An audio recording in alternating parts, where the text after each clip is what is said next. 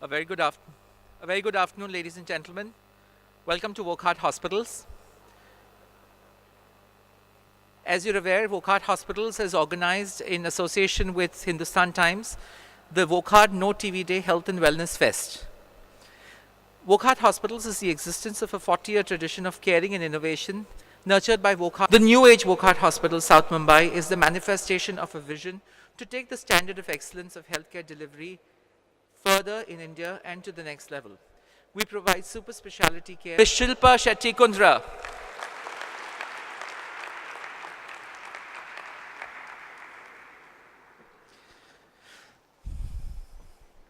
I'd also take this opportunity to welcome on board and introduce one of Wockhardt Hospital's finest joint replacement surgeons, Dr. Mudit Khanna. Dr. Mudit Khanna has expertise in performing all sorts of primary and revision joint replacement cases and a trusted name at handling complex sports-related injuries. Dr. Mudit Khanna. May I also welcome one more of Wockhardt Hospital's luminary surgeons, spine surgeon, Dr. Abhay Nene. Dr. Nene is a greatly respected name amongst the young medical community in India, and he is acknowledged by leading medical publishers, including the European Spine Journal of India. Ladies and gentlemen, I hand over the mic for the further proceedings to Ms. Zahabia Khurakiwala.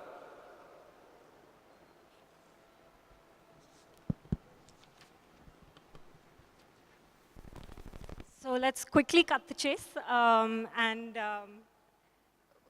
audience has been very patiently and eagerly waiting for your arrival. Shilpa, you have recently launched a book, The Great Indian Diet. And we all lead such stressful lives. We're running from place to place, no time to really think about what to eat, when to exercise, and basically just look after yourselves. So can you tell us a little bit about what motivated you to write a book of this much talked about, debated issue with so many solutions, but somehow nothing works for anyone? So could you just share a little bit with us?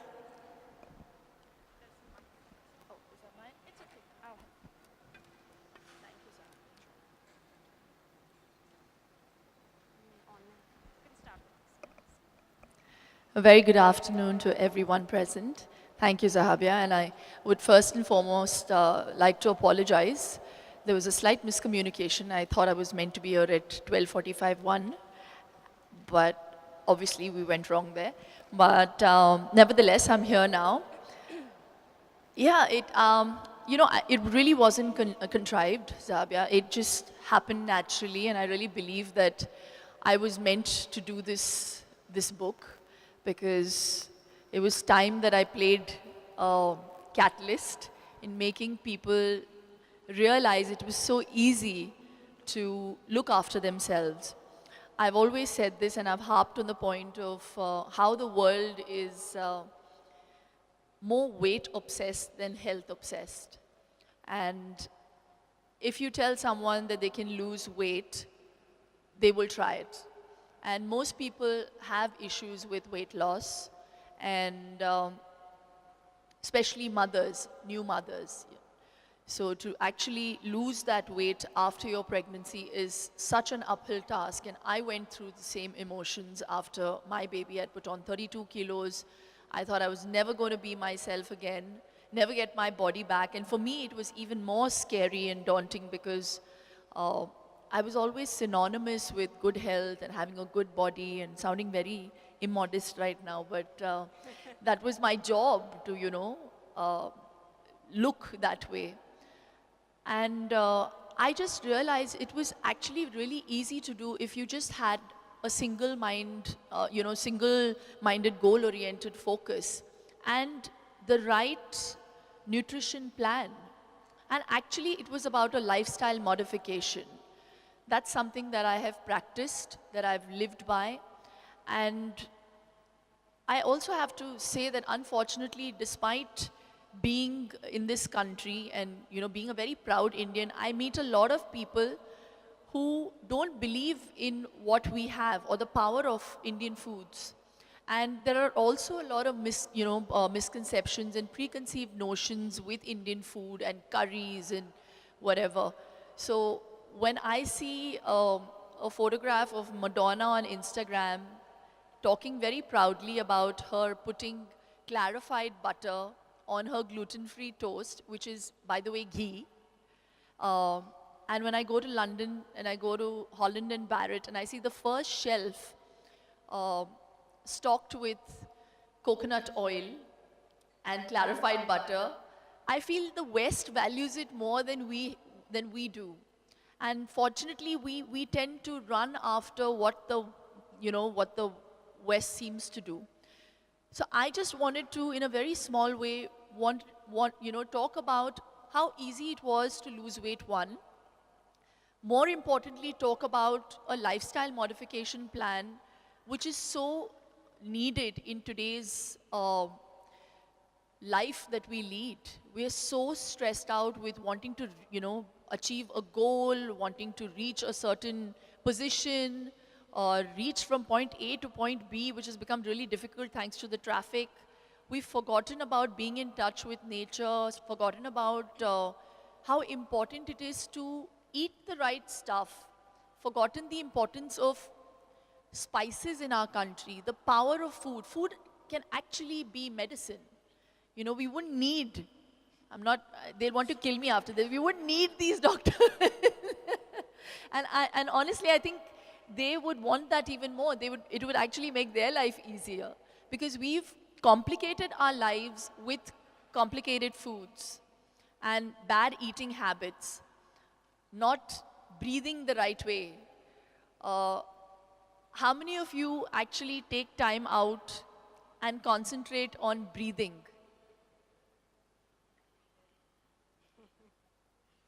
That glow shows on your face.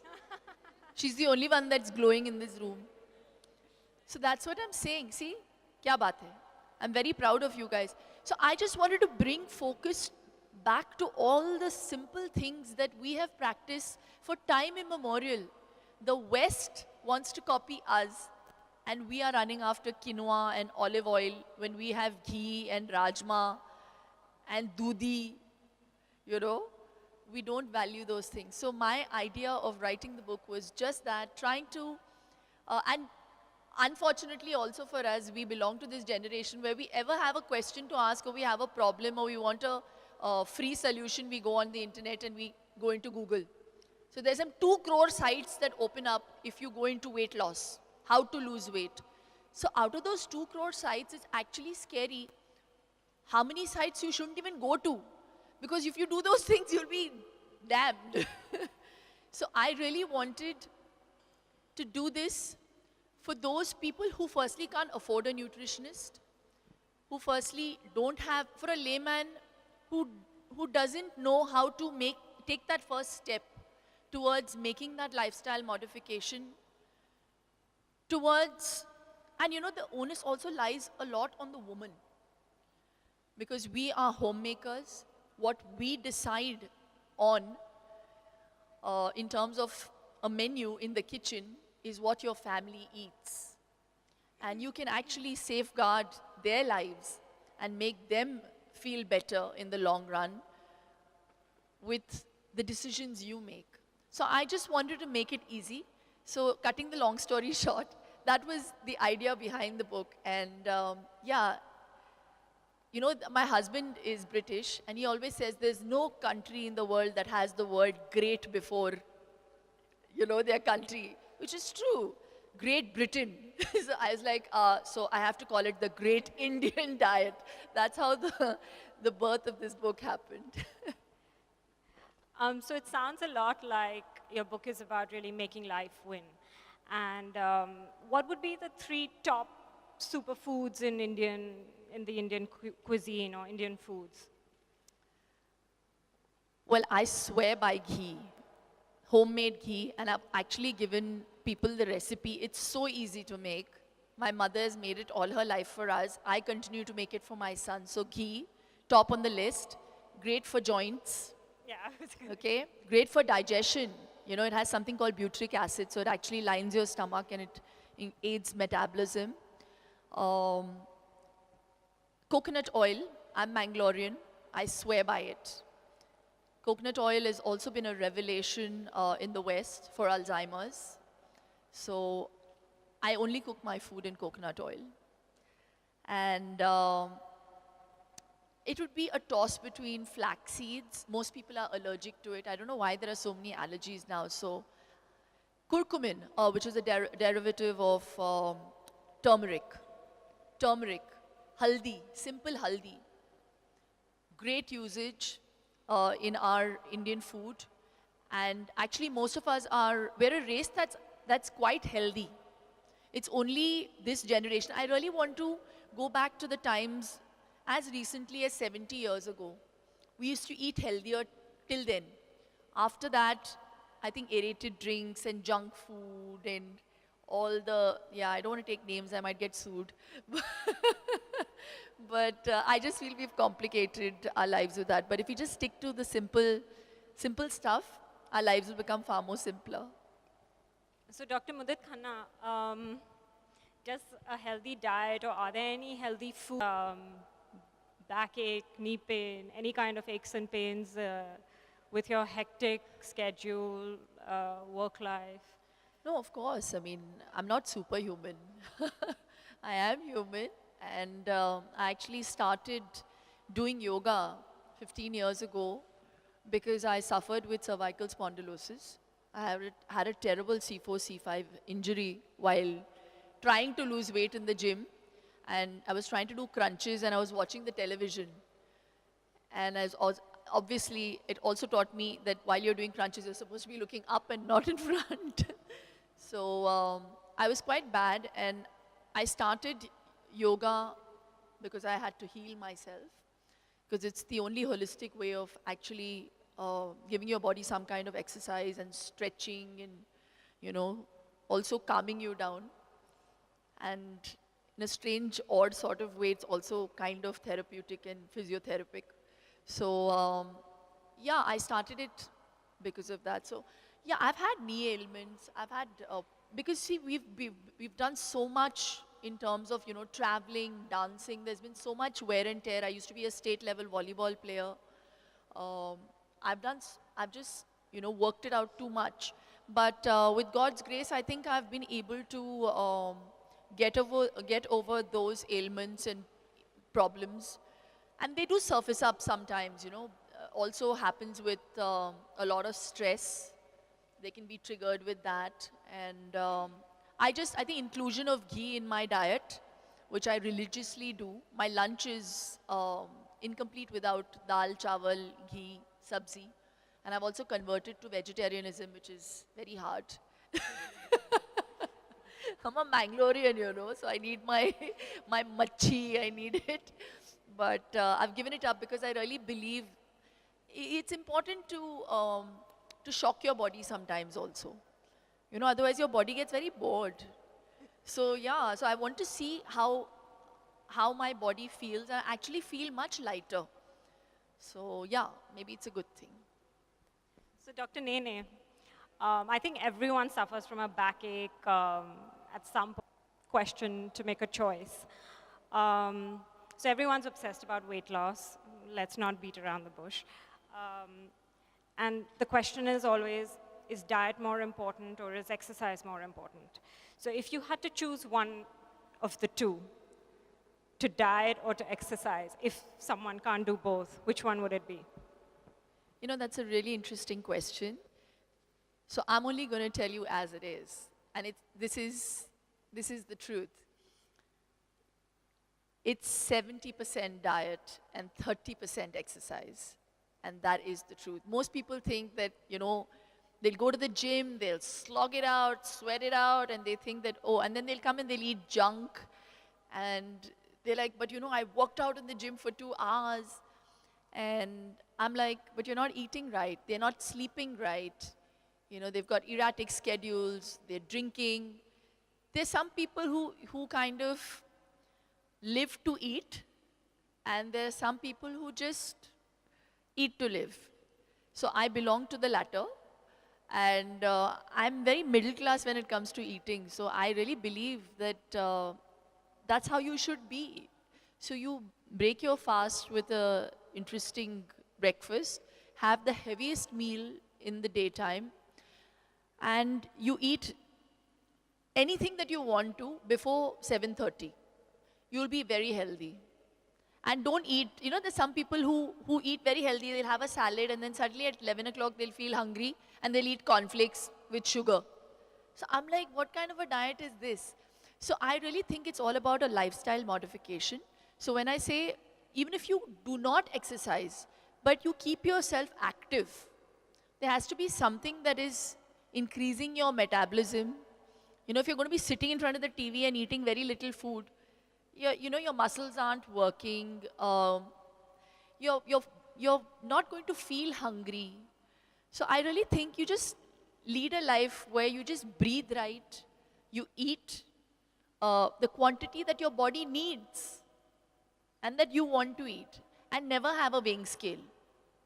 Really, I am against this whole thing of going on the weighing scale and looking at your weight. I think most people lose interest in weight loss because they realize that after 3 days, after they walk like 1 kilometer every day for 3 days, they look at the weighing scale and they're like, oh, I'm not lost weight, so forget it. This is not working for me.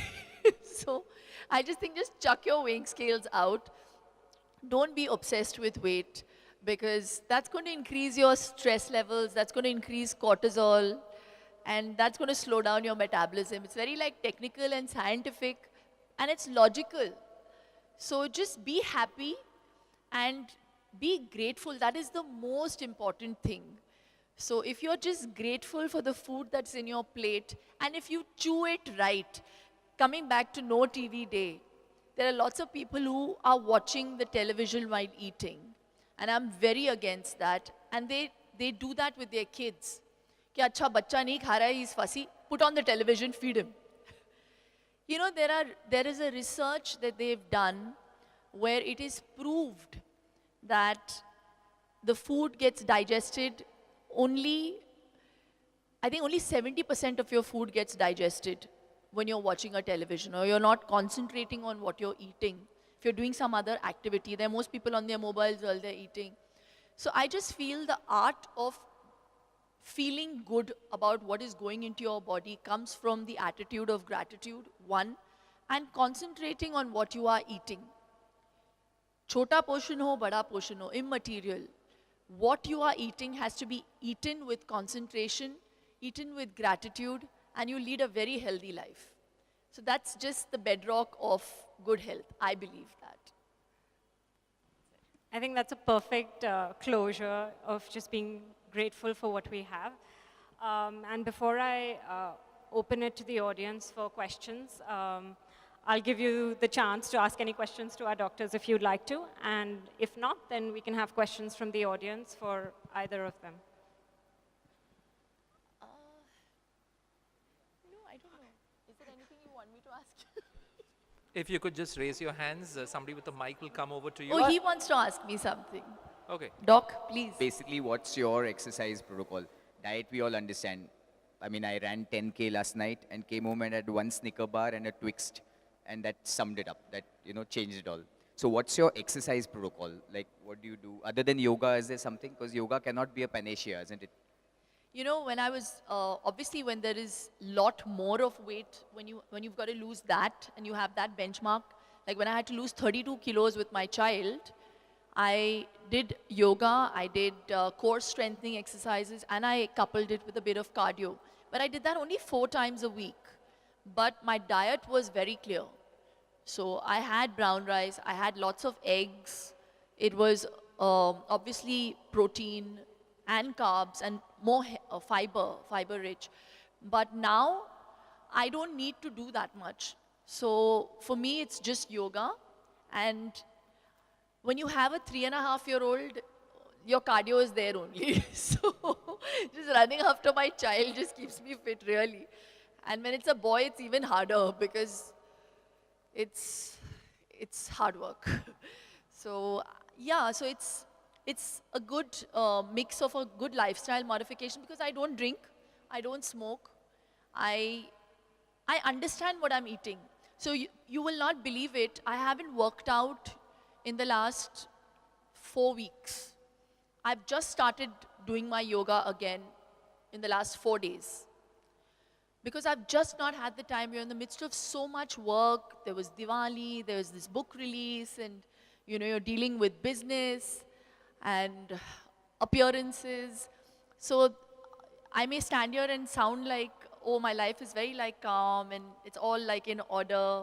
And I'm also a full-time mother.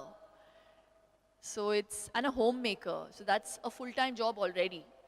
So I just think that at the end of it all, you have to prioritize. And when I don't have the time to work out, it's concentrating on what I'm eating, what's going into my body. So that's all. So I'm just aware of what I'm eating. So that's really the key. Moderation. Audience, yeah.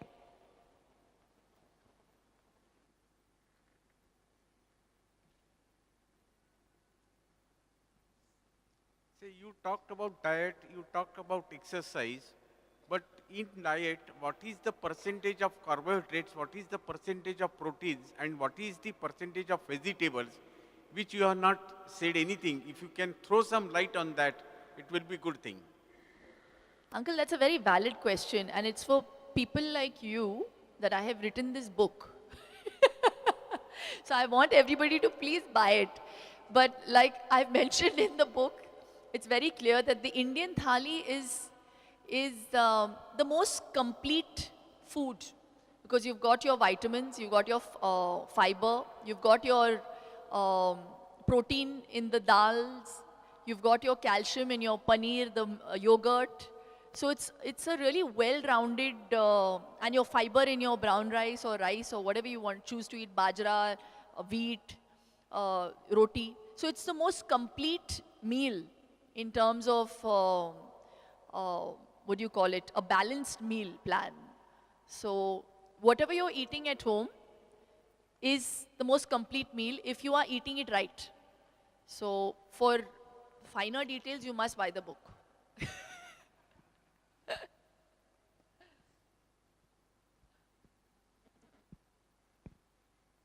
Obviously, no questions now. So I'll just add on. So what we have been told so far is that everybody can go home and have lots of ghee. Not lots, not lots. Yeah, One minute. so Let me just correct I myself. thought we'll just get that clarified. No, so yeah, that's a very good question, Doc. I have a tablespoon of ghee in the afternoon. And that's what keeps me going. And whatever my vegetables are cooked in, it's a bit of, see, you know, Indian food doesn't require that much oil. It's a very weird notion that people have that we cook with a lot of oil. But if you see our home food, our dal is just cooked with water. And then you temper it with a tablespoon of ghee. We used to, now they use oil.